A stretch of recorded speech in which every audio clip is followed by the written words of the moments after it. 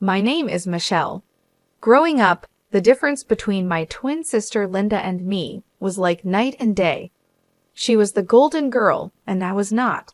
Our dad, a strict university professor, was always buried in books and lectures, while our mom was the perfect housewife, focused on home and family, urging us to follow her example. From as early as I can remember, being at home felt like sitting through a never-ending critique session. My parents had a plan for the perfect family, and it did not include a daughter who wore band t-shirts and liked to keep to herself. "Michelle, why can't you be more like your sister?" was my mom's favorite line, usually directed at me when I showed up at breakfast with my headphones on, trying to shut out the world. Linda, on the other hand, basked in the glow of approval. "I just don't get why it's so hard for you to put on a nice dress and smile more," she'd say, flipping her perfect hair over her shoulder. It felt like she was from a different planet. One particularly tough Saturday, as our family got ready for one of Dad's faculty parties, a total bore, but a mandatory event for us, I decided to rebel in the smallest way I knew how. I put on my darkest eyeliner and a pair of boots that definitely did not meet the acceptable standard. "You're not going out like that, are you?"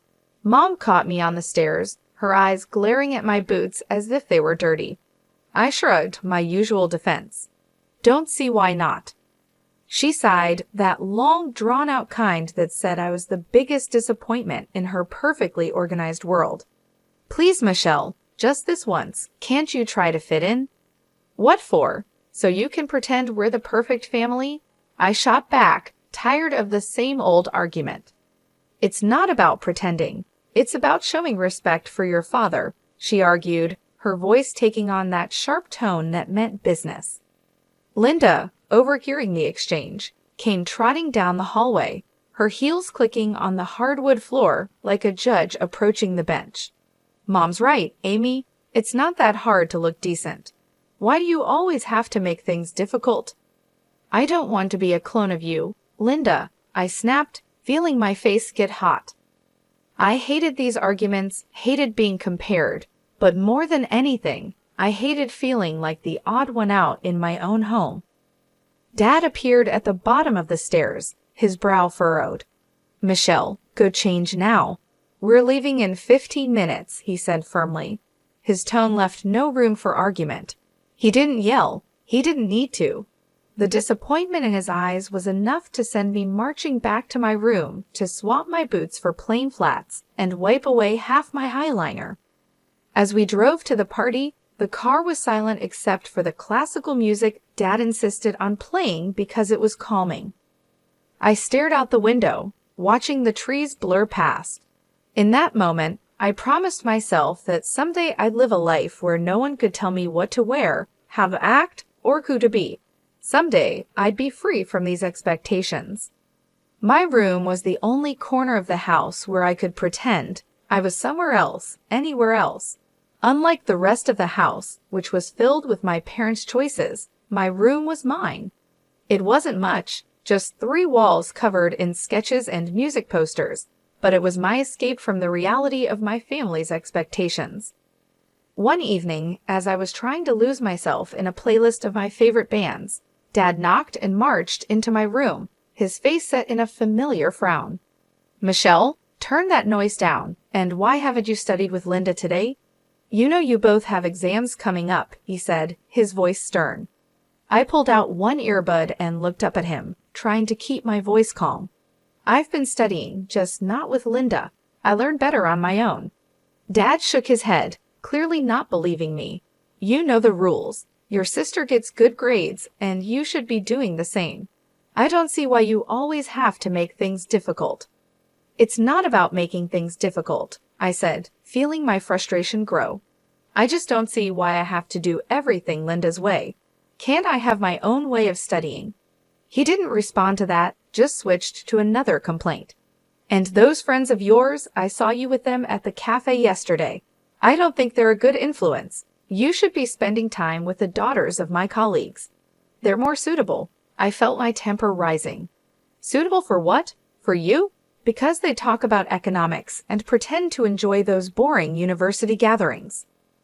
Before he could answer, Mom appeared at the doorway, her voice sharp. Michelle, your father is right. Those girls are from good families. They know how to behave. They're the kind of friends you should want. I stood up, facing both of them. What if I don't want friends who are picked for me? What if I want to choose my own friends, choose what I study, or even decide what I want to be? That's enough, Michelle, Mom said firmly. You know your future is with the university. Your father has made sure of that. And after you graduate, you'll need to start thinking about settling down. We've already discussed this. Settling down. The words felt like a prison sentence. You mean thinking about being someone's wife, like Linda? Is that all you think I've meant for? Mom's face softened a bit, but her voice stayed firm. We want what's best for you. Following the path we've set out will give you a good life. A good life, I repeated, the irony bitter in my mouth.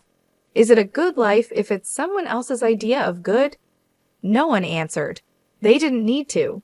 We all knew there was no point in arguing. They had their plans, and they expected me to follow them, just like Linda.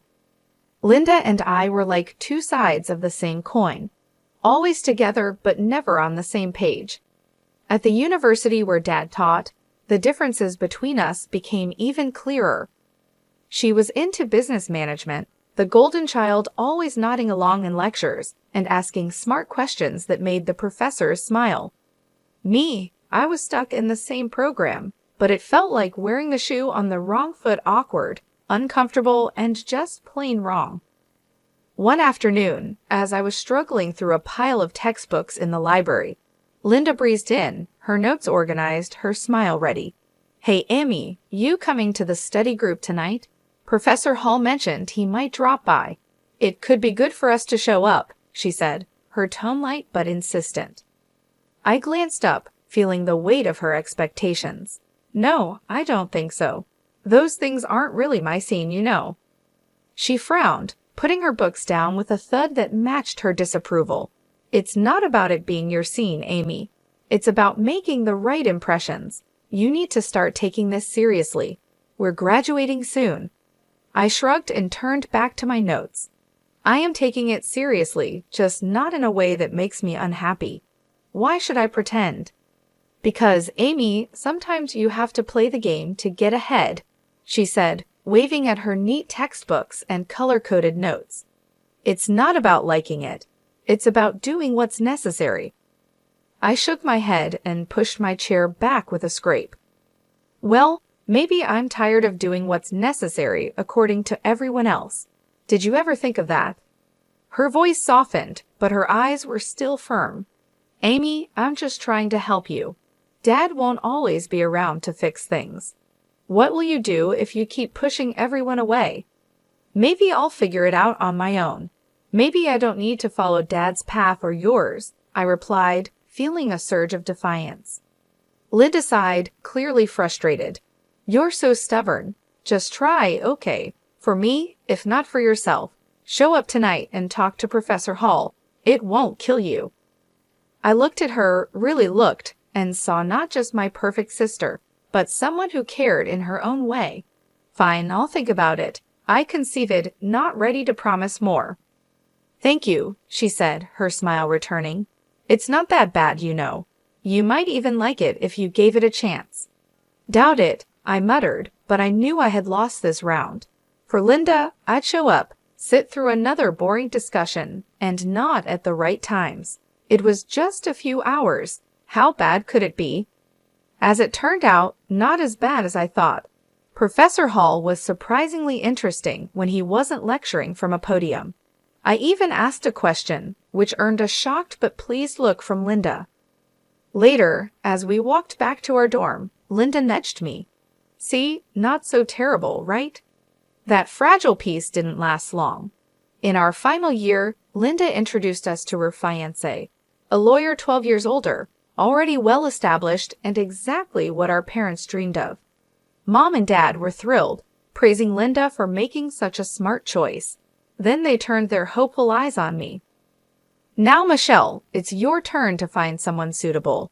Dad said one evening over dinner, his tone implying my time was running out. Mom nodded enthusiastically, already planning out my life as if it were another one of her well-organized projects. Think about your future, dear. Someone who can provide for you, who has a good standing. I remember staring at my plate, feeling trapped. Linda's wedding was planned down to the smallest detail by Mom. From the bridesmaids' dresses to the flowers, everything showed off her perfect vision of family prestige. After the wedding, Mom often visited Linda, giving advice and making sure Linda's life went exactly as she had planned. Watching this, I knew one thing for sure. I didn't want my life controlled by someone else. One day, I was walking down the street, lost in thoughts about escaping the life my parents wanted for me, when I heard the deep rumble of a motorcycle. Curiosity made me look. That's when I saw him, Brian, with his leather jacket and carefree smile, pulling up beside me. "You look like you need a ride," he called over the roar of the engine, a playful sparkle in his eyes. I hesitated, looking back toward the path home, then at his outstretched hand. What did I have to lose? "Sure, why not?" I said, my voice a mix of nerves and excitement. Climbing onto the back of his bike, I felt a rush of adrenaline as we sped away. The wind whipped through my hair, and for the first time in a long while, I laughed a real laugh.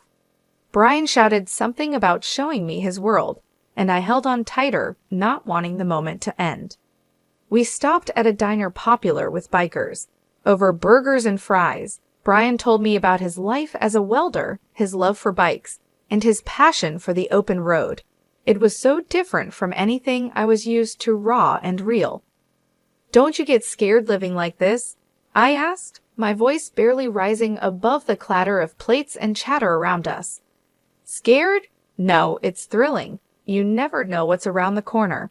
Isn't that better than having everything planned out for you?" he replied, his eyes lighting up with each word. Over the next few weeks, we met in secret. Each ride on Brian's motorcycle took me further from the life I was supposed to live and closer to the life I wanted. The speed, the adventure, it wasn't just about the thrill. It was about feeling alive, feeling free. One evening, as we watched the sunset from a secluded overlook, Brian turned to me. "Michelle, I don't just ride to escape. I ride to feel alive, to make every moment count. With you, every moment feels like it's worth something." I leaned into him, my heart beating fast. "I've never felt like this before. You make me feel free, Brian." He smiled, pulling me closer. "Then let's not go back to just existing. Let's live." 5 months with Brian felt like a lifetime of moments.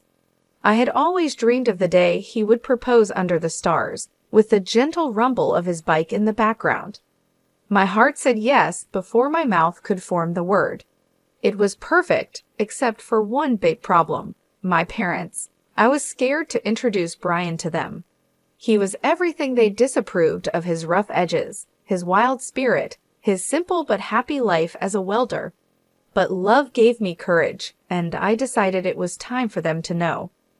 The day I brought Brian home, he wore his usual leather vest, red t-shirt, ripped jeans, and a bandana. I loved that about him. He was always himself. As we walked up the driveway, I could already feel the weight of my parents' judgment. When we stepped inside, Mom's face went pale at the sight of Brian, her eyes widening in shock.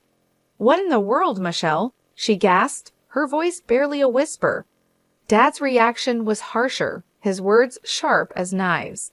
"Who is this, and why is he dressed like a thug in our house?" I took a deep breath to steady my nerves. "Mom, Dad, this is Brian. He's the man I love. We're getting married." The silence was deafening. Then Dad turned to Brian, his tone full of disdain. "Married? What do you do for a living, young man? What are your qualifications?" Brian, bless him, didn't waver. "I'm a welder. I took some specialized courses after high school. I work hard and make an honest living." The look on my parents' faces was a mix of horror and disbelief. Mom looked like she might faint.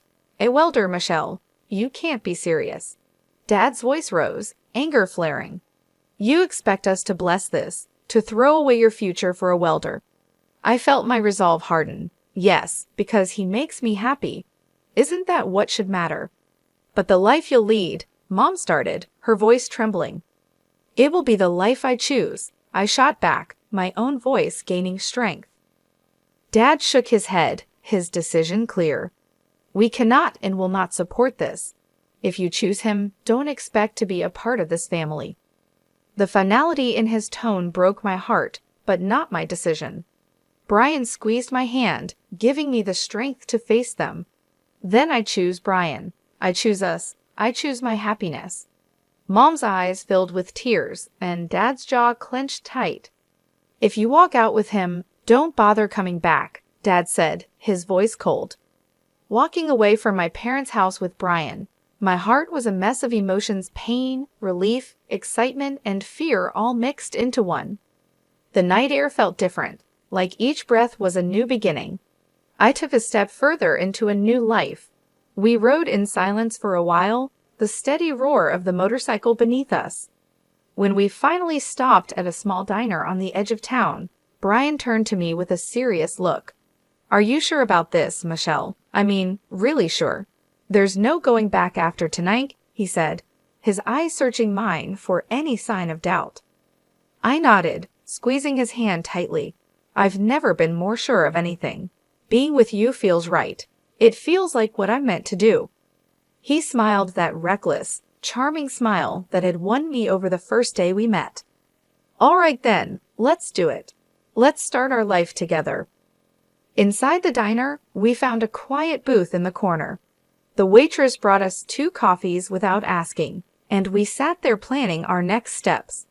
So what's first? I asked, stirring cream into my coffee and watching it swirl. We'll need to find a place to stay, at least for a while, and maybe look for jobs. I have some buddies who can help us get started, Brian replied, sounding practical but hopeful. It's going to be tough, isn't it? I said, more as a statement than a question. The reality of what we were doing was starting to sink in. Brian reached across the table and covered my hand with his. It might be, but we'll handle it together. Tough is nothing new for either of us, right? I couldn't help but laugh, a short, genuine burst of amusement. Right, together. We spent hours in that diner talking and planning. Every so often, Brian would mention an idea that sounded so wild and free that it made my heart jump. And maybe one day, we'll save enough to take that road trip across the country. Just you, me, and the open road.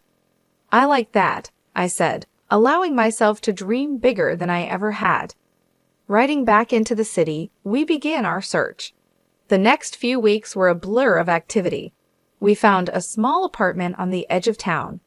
It wasn't fancy, but it was ours. Brian found work at a local garage, and I picked up shifts at a nearby diner. Life was hard, but it was ours. We made do with what we had, and every night when we came home to each other, it felt like we had everything. Months later, we decided it was time to make it official and got married in a small, intimate ceremony. I held onto a small hope that my family would show up, that they would see how happy I was and let go of their prejudices. But the chairs we had reserved for them stayed empty, and no congratulatory messages came. Despite the sting of their absence, the day was perfect because it was ours. Over time, I grew very close to Brian's mom. She welcomed me with open arms, calling me her daughter and filling in the gaps left by my own family. Her warmth and acceptance helped heal some of the wounds left by my parents' rejection. Things finally started looking up for Brian and me. After he completed some additional training and became a certified underwater welder, his income shot up to $230,000 a year. That change made a huge difference. We managed to buy a townhouse in a nice area, the kind of place I had always dreamed about but never thought I'd actually live in. I started working as a dispatcher in Brian's company. It wasn't just a job. It felt like I was part of something important, supporting the man I loved and building our future together. On weekends, we escaped the city on his bike, roaring through winding roads and taking in the breathtaking views of nature. Those moments, with the wind in my hair and Brian's warmth against my back, were pure bliss. Living nearby, my mother-in-law became a frequent visitor. One afternoon, while Brian was tinkering in the garage and I was making coffee, she arrived looking a bit troubled. "There's been some bad news," she said as she settled down at the kitchen table. "Something about a professor at the university involved in a harassment scandal." My heart skipped a beat. Did they say who it was? I tried to keep my voice steady, dreading the answer. She shook her head. "No, they didn't mention a name on the radio, but you know how these things go. It's probably all over the TV by now." Nodding, I turned on the television and tuned into the news. Sure enough, there was a report on the scandal. As I had feared, my father's face appeared on the screen. The anchor detailed the accusations against him, and I felt a cold wave of disbelief wash over me. Turning off the TV, I sat down heavily, trying to process the news. Brian came in, wiping his hands on a rag, and saw my face. "What's wrong, babe?" he asked, his brow furrowed in concern. I swallowed hard, my voice barely a whisper. "It's my dad. He's been accused of harassing a student." Brian's expression grew serious for a moment before he came over and took my hand. "I'm sorry, Michelle. That's tough news. How do you want to handle this?" I shook my head, feeling unsure about everything. "I don't know. I mean, what can I even do? We're not close anymore." He squeezed my hand, showing he understood. "Whatever you need, I'm here for you. We don't have to figure it all out right now." I decided to wait and see how things unfolded before making any moves. Whatever decision I made, I knew Brian would be by my side, and that gave me the strength to face whatever came next. Life had been peaceful until that unexpected afternoon at work when a familiar car pulled into the parking lot. I hadn't seen my parents in a long time, and the sight of them stirred up a mix of emotions I thought I had put to rest. They both looked dramatically different. The scandal had taken its toll. Mom had lost a lot of weight and looked much older, while Dad seemed broken, a shadow of the stern man he once was. My mother saw me and rushed over, arms open as if nothing had happened, as if years of distance and disapproval could be erased in an instant. But I couldn't embrace her, not now. Instead, I stepped back and took Brian's hand, drawing strength from his presence. "Michelle, it was so hard to find you," Mom said, her voice cracking with emotion. Dad, always the blunt one, got straight to the point. His voice was harsh and bitter. "I was accused unfairly, you know. I went to your sister's husband for help, but that leech wanted a fortune. Your sister sided with him, and now they've kicked us out. We need your help." I stared at them, disbelief and anger swirling inside me. "Help? After all these years, you show up and demand help." "We have nowhere else to go," Mom said desperately. "They've disowned us too. We thought maybe we could stay with you." I almost laughed at the absurdity. "Stay with me? After you disowned me, you made it clear I wasn't your daughter anymore." Dad's face turned red, his old temper flaring up. "You owe us, Michelle, after all we've done for you." "That's where you're wrong," I replied, feeling a newfound resolve. I cut them off, feeling Brian squeeze my hand for support. "I don't owe you anything. You threw me out because I chose my happiness over your demands. And now you want to just move in and act like we're a family again?" The situation was spiraling out of control, and I could see people watching, a small crowd beginning to form. Mom started to cry, her sobs loud and drawing even more attention. "You're being ungrateful after everything we've done for you," she accused through her tears. I took a deep breath, my decision clear. "No, Mom, I'm not ungrateful. I'm free and happy. You made your choices, and now you have to live with them." As we walked away, I heard my dad yelling, but Brian leaned over and quietly told the security team, "Don't let them come here again." The following months flew by, filled with love and peace. We welcomed a son, a new beginning for our growing family. My parents never came back. That day in the parking lot was the last time I saw them. While part of me grieved for what could have been, I knew I had made the right choice for myself and for my family.